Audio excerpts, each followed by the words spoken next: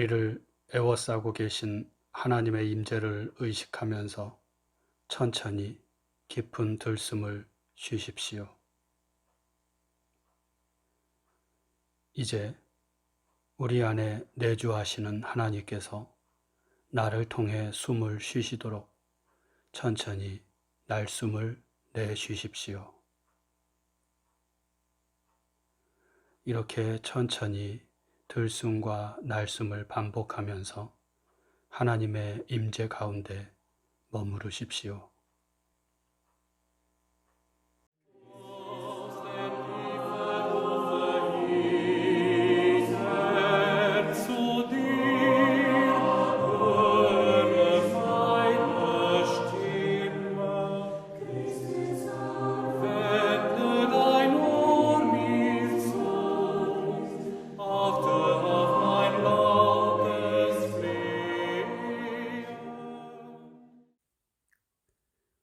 오늘 우리에게 주시는 하나님 말씀은 마태복음 5장 9절 말씀입니다.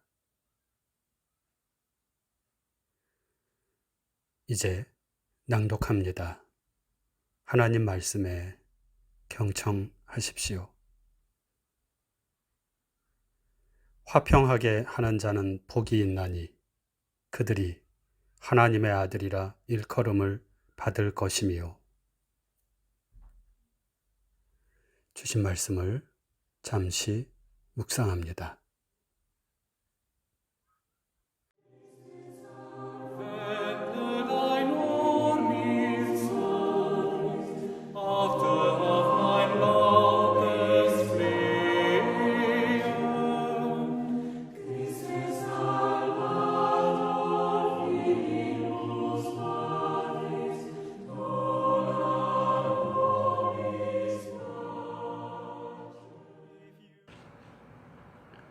밤새 안녕하셨습니까? 예전에는 이 인사말이 의례적으로 하는 상투적인 인사말이었는데 요즘은 이 인사말이 아주 실감나게 다가옵니다. 115년 만에 기록적인 폭우로 인해서, 그것도 대한민국의 중심이라 할 수 있는 수도권과 서울에 물폭탄이 떨어진 것과 같은 그런 홍수가 발생해서 많은 사상자와 이재민이 발생했습니다. 며칠 전에는 강남의 반지하방에 사는 40대 자매와 10대 딸이 갑자기 불어나 들이닥친 물에 미처 피할 사유도 없이 갇히게 되어서 결국 목숨을 잃는 안타까운 일이 발생했습니다. 재앙이 닥치면 제일 먼저 가난하고 힘없는 사람이, 그런 사람들이 피해를 보게 되는 우리의 현실이 야속하기만 합니다. 농사를 짓는 우리 교우들도 걱정이 많으신 줄로 압니다. 지금은 비가 오지 말아야 할 시기인데 너무 많은 비가 내려서 땀 흘려 키운 농작물들이 썩어가고 있는 것으로 알고 있는데요. 더 이상의 피해가 발생하지 않게 되기를 기도할 뿐입니다. 정부나 관계 당국 그리고 정치인들은 자원봉사도 하고 피해 지역 주민들을 만나 위로하기도 합니다만 이미 무너져 내린 국민들의 마음을 위로하기에는 역부족인 듯 싶습니다. 소 잃고 외양간 고친다고 여러 가지 대책들을 발표하기에 분주한데 그 말의 진정성을 믿어줄 사람들이 별로 없어 보입니다. 이러한 폭우와 홍수의 원인은 남쪽 태평양에 있는 뜨거운 공기와 북쪽에서 불어 내려오는 차가운 공기가 우리나라 수도권 일대에서 만나서 그게 움직이지 않고 오랫동안 정체되어 있기 때문에 이러한 폭우와 홍수가 일어난 것이라고 말들을 하는데, 결국 이 모든 것은 지구온난화, 지구가 점점 뜨거워지고 있는 것이죠. 이 지구온난화가 그 주되고 본질적인 원인이라고 할 수 있겠습니다. 인간의 무분별한 자연 파괴, 또 산업화와 화석 연료, 석유나 석탄 같은 화석 연료의 사용 증가로 인한 탄소 배출의 증가, 이런 것으로 지구가 점점 뜨거워지고 있고, 이로 인해 지구촌은 지금 여러 가지 기후 위기 상황에 직면하고 있습니다. 대표적인 것이 40도가 넘는 폭염과 날마다 기록을 경신하는 홍수, 그리고 빈번하게, 너무나도 빈번하게 자주 발생하는 대형 산불이 그것입니다. 기후학자들, 전문가들은 1700년 중반에 시작된 산업혁명 이후에 지구의 온도는 급격하게 상승해 나가서 현재의 추세대로라면 2040년경이 되면 지구의 온도가 산업혁명 때보다 1.5도 상승하게 될 것이라고 말합니다. 지구의 온도가 이 300년 만에 1.5도가 상승한 것은 그동안 지구의 역사에서 지구가 한 몇만 년에 걸쳐서 상승한 온도와 같다고 합니다.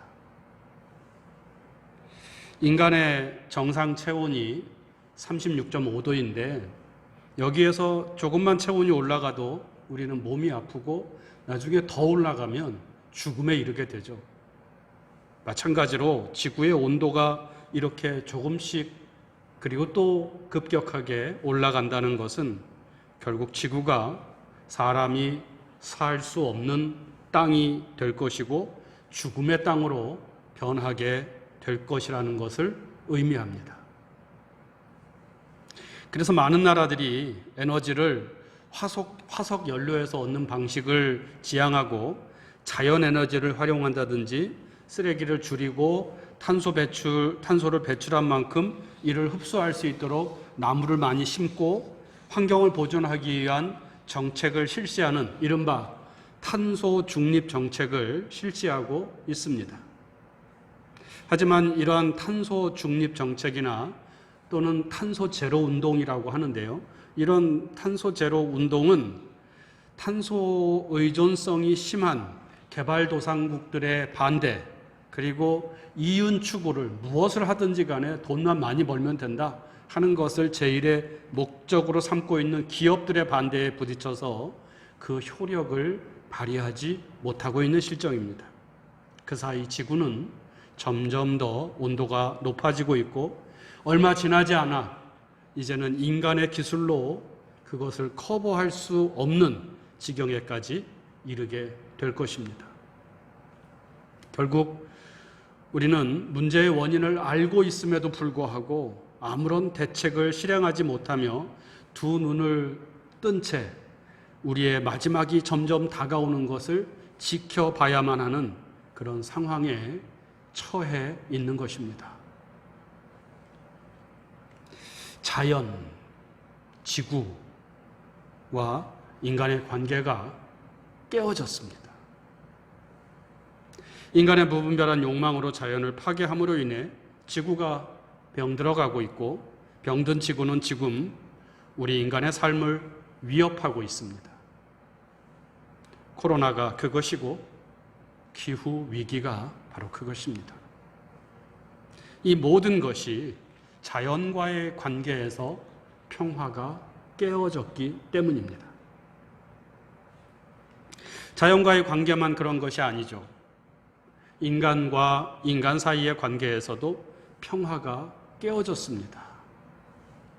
날이 갈수록 차별과 혐오의 문화가 기승을 부리고 있고 미움과 증오의 메커니즘에 빠져서 결국은 서로가 서로를 죽는 그런 살벌한 그리고 험악한 세상이 되어가고 있습니다. 약육강식, 적자생존이라는 동물 세계의 법칙이 우리의 삶 속에 그대로 적용되어서 하루하루가 힘겨운 것이 오늘 우리의 현실입니다.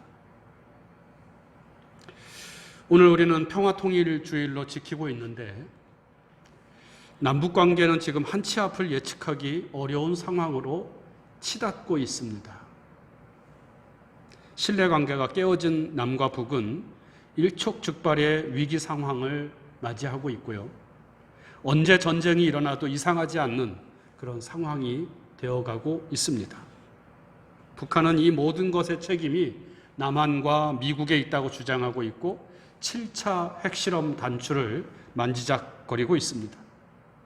미국과 또 남한 정권은 북한이 핵실험을 하려는 징후가 포착되면 언제든지 선제 타격을 할 것이라고 엄포를 놓고 있습니다. 중국과 미국 사이에 끼인 우리나라는 균형 잡힌 외교를 추진해야 하는데 새롭게 들어선 정권은 미국 편향적인 정책을 계속 추진하고 있고 우리 경제의 목줄을 쥐고 있는 중국을 계속해서 압박하고 있습니다. 우크라이나의 젤렌스키 정권이 미국과 러시아 사이에서 일방적으로 미국의 편을 들다가 결국 전쟁이라는 참혹한 결과를 낳게 된 것처럼 우리나라도 전쟁의 가능성에서 자유롭지 못한 나라가 되고 있습니다. 러시아 우크라이나 전쟁 이후 다음은 우리 한반도가 강대국들의 대리전장이 될 것이라는 분석들이 속속 올라오고 있습니다. 세상은 평화 원하지만 전쟁의 소문도 늘어간다. 이 복음성가의 가사가 오늘 우리의 불안한 현실을 잘 표현해주고 있는 듯합니다. 평화가 깨어진 세상에 사는 우리 개인의 삶은 어떻습니까? 세상이 어찌되었든 내 마음은 평안하다면 얼마나 좋겠냐마는 현실은 그렇지 못합니다. 세상과 우리 개인은 모두 연결되어 있기 때문이고 우리는 세상 안에 살고 있기 때문입니다. 날로 심각해지는 기후위기는 우리 개인의 미래에 대한 전망을 점차 어둡게 만들고 있습니다. 남북 분단의 상황은 우리의 삶에, 개인의 삶에 많은 상처를 남기고 있습니다. 미움과 증오가 우리들의 기본적인 감정이 되어버렸습니다. 나와 다른 것은 모두 나쁜 것이고 차별과 혐오의 대상이 됩니다. 이 분단의 상황은 남남 갈등이라는 것을 만들어내어서 사회 전체가 보수와 진보로 나뉘어서 싸우고 있고 지역적으로도 나뉘어 싸우고 있고 계급과 계층 간의 갈등이 점점 노골화되어 가고 있습니다. 우리들도 이러한 싸움판에서 어느 한쪽의 편을 들고 한쪽을 일방적으로 증오하며 살아가기를 강요받고 있습니다. 당연히 개인의 삶에도 평화가 깨어져 버렸습니다. 우리의 영혼은 근심과 걱정과 불안에 지배당하여 점점 죽어가고 있습니다.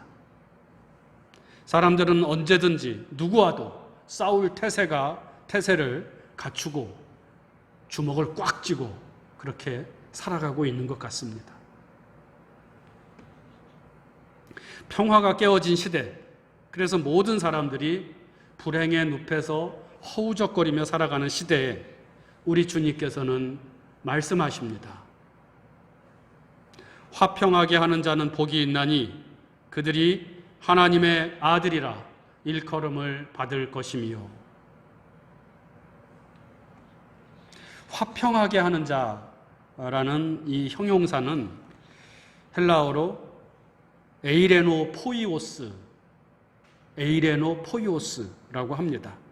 이것은 평화라는 뜻의 에이레네와 행하다 또는 만들다라는 뜻을 가진 포이에오가 합해져서 만들어진, 말하자면 신조어입니다. 새로 만들어진 말입니다.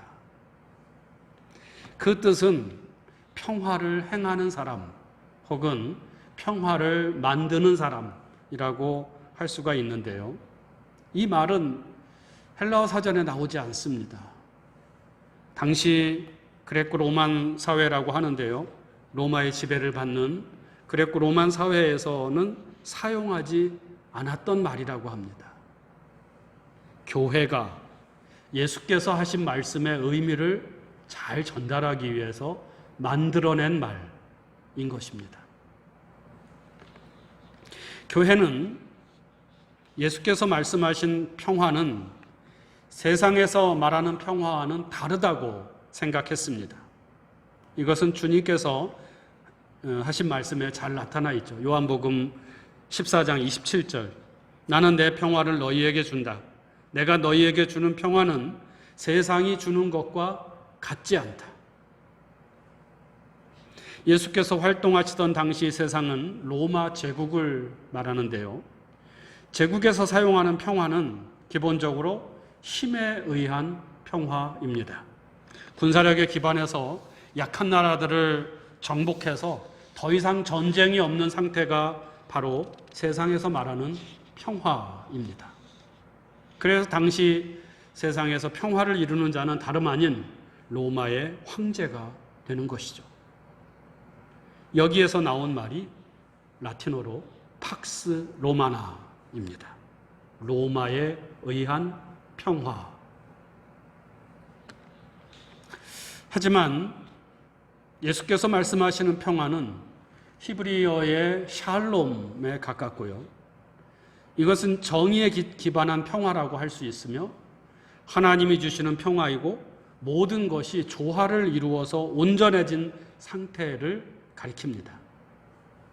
이 평화는 힘에 의해서 이루어지는 것이 아니라 비움과 자기를 낮추는 것, 그리고 용서와 화해로 이루어지는 평화입니다. 그래서 이 평화의 수혜자는, 이 평화를 받는 사람들은 힘 있는 소수의 특권층들이 아니라 힘없고 약한 다수의 백성들이 됩니다. 이것이 예수께서 말씀하시는 평화이고 예수께서 주시기로 약속한 평화입니다. 이 평화를 이루는 길에 대해 예수께서는 오늘 말씀에 이어지는 말씀에서 이렇게 말씀해 주십니다. 먼저 마태복음 5장 23절 24절. 그러므로 예물을 제단에 드리려다가 거기서 내 형제에게 원망 들을 만한 일이 생각나거든 예물을 제단 앞에 두고 먼저 가서 형제와 화목하고 그 후에 와서 예물을 드리라. 다음으로는 마태복음 5장 38절에서 42절. 또 눈은 눈으로 이는 이로 갚으라 하였다는 것을 너희가 들었으나 나는 너희에게 이르노니 악한 자를 대적하지 말라. 누구든지 내 오른편 뺨을 치거든 왼편도 돌려대며 또 너를 고발하여 속옷을 가지고자 하는 자에게 겉옷까지 가지게 하며 또 누구든지 너로 억지로 오리를 가게 하거든 그 사람과 심리를 동행하고 네게 구하는 자에게 주며 네게 꾸고자 하는 자에게 거절하지 말라. 그리고 마지막으로 43절 44절. 또 내 이웃을 사랑하고 내 원수를 미워하라 하였다는 것을 너희가 들었으나 나는 너희에게 이르노니 너희 원수를 사랑하며 너희를 박해하는 자를 위하여 기도하라. 예수님의 삶과 또 정신이 오롯이 들어있는 이 말씀들, 이걸 한마디로 좀 정리하라고 한다면 저는 그것을 사랑하라 라고 정리하고 싶습니다. 곧 예수께서 말씀하시는 평화, 주님의 평화는 사랑으로 이루어지는 평화라는 것입니다. 하여 오늘 말씀에 평화를 만드는 사람은 복이 있다는 말씀 안에는 너희는 사랑으로 평화를 이루어가라는 주님의 명령이 담겨 있다고 하겠습니다.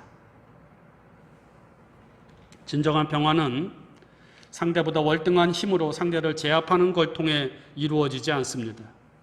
미움과 증오에 기반한 평화는 결국 모두를 죽음의 길로 인도하게 될 것입니다.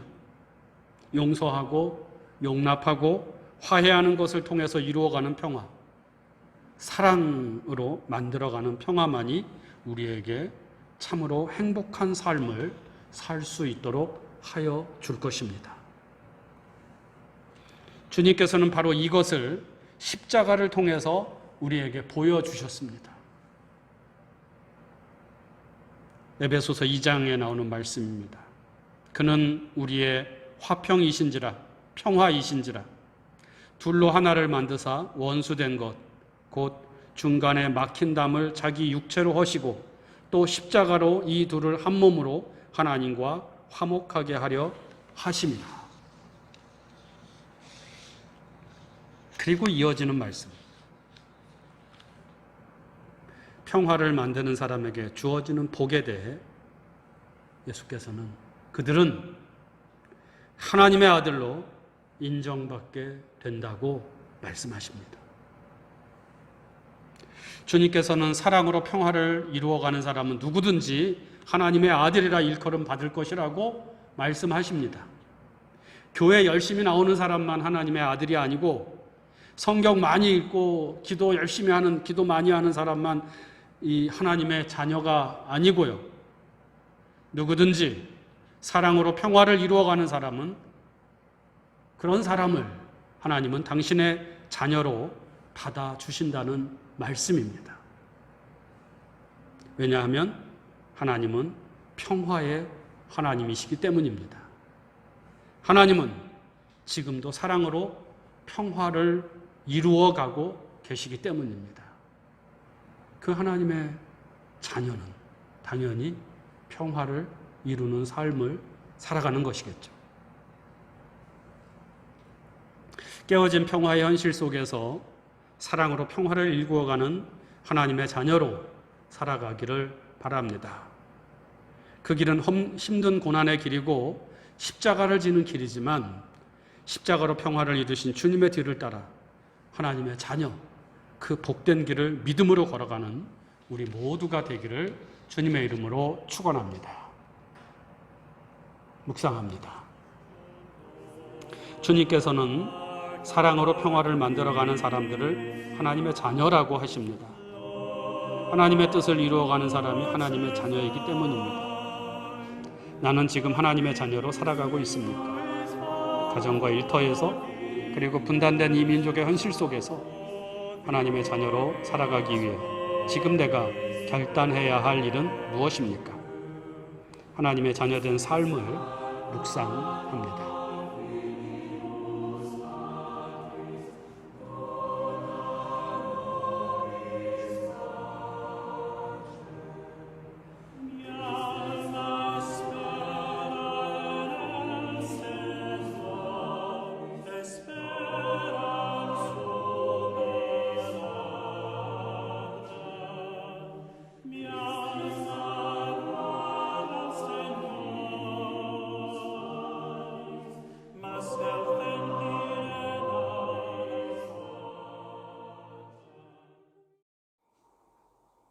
다 같이 주님께서 가르쳐 주신 기도를 드립니다. 하늘에 계신 우리 아버지, 아버지의 이름을 거룩하게 하시며 아버지의 나라가 오게 하시며 아버지의 뜻이 하늘에서와 같이 땅에서도 이루어지게 하소서. 오늘 우리에게 일용할 양식을 주시고 우리가 우리에게 잘못한 사람을 용서하여 준 것 같이 우리 죄를 용서하여 주시고 우리를 시험에 빠지지 않게 하시고 악에서 구하소서.